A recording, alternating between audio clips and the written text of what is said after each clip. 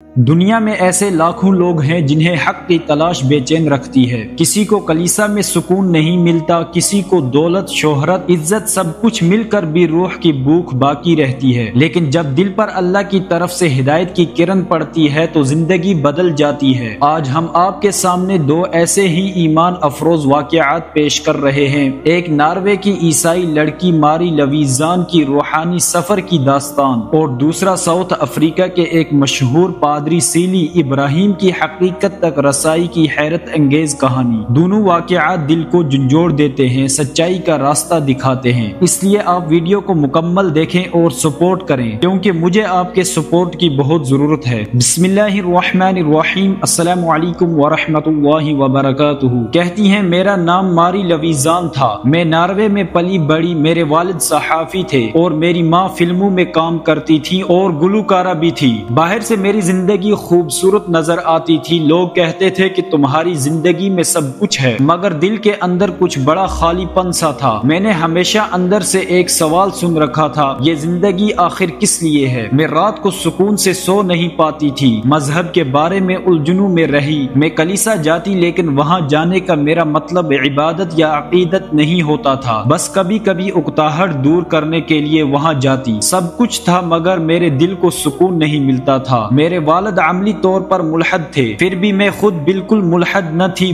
بس خلش تھی جو دور نہیں ہوتی تھی۔ میں نے ایک دن اپنی پیاری دوست میں ایسی تبدیلی دیکھی جس نے مجھے ہلا کر رکھ دیا۔ وہی لڑکی جسے میں برسوں سے جانتی تھی، جس نے مراکش کے ایک مسلمان مرد سے شادی کی تھی، اب پہلے جیسی نہیں رہی تھی۔ اس کے چہرے پر ایک روشنی تھی، اس کے لبوں پر ہمت اور نرم خندہ تھا، اس کے بولنے کا انداز بدل چکا تھا۔ میں نے پوچھا یہ سب کیسے ممکن ہوا؟ تم نے اپنا دل کیسے بدل لیا؟ فقط مسکرائی اور بولی اسلام نے۔ اس ایک جملے نے میرے سینے میں ایک ایسی لہر دوڑا دی جسے الفاظ میں بیان کرنا مشکل ہے۔ میں نے اپنی دوست سے کچھ کتابیں لی اور کچھ واقعات سنے، اور میں نے سوچا شاید مجھے بھی سمجھ لینا چاہیے۔ کہتی ہے میں نے کتابیں پڑھی، ہر سوال جو میرے دل میں تھا، عقیدے سے لے کر معاشراتی زندگی تک، ہر چیز کا جواب مجھے اسلام سے ملنے لگا۔ مگر سب سے بڑی بات، جب میں نے قرآن پاک کا ترجمہ پڑھا تو میرا دل کپکپا گیا۔ جب میں نے قرآن کا آخری صفحہ بند کیا تو میں خود کو روک نہیں سکی، میری زبان سے بے ساختہ الفاظ نکلے، ھذا ھو الحق،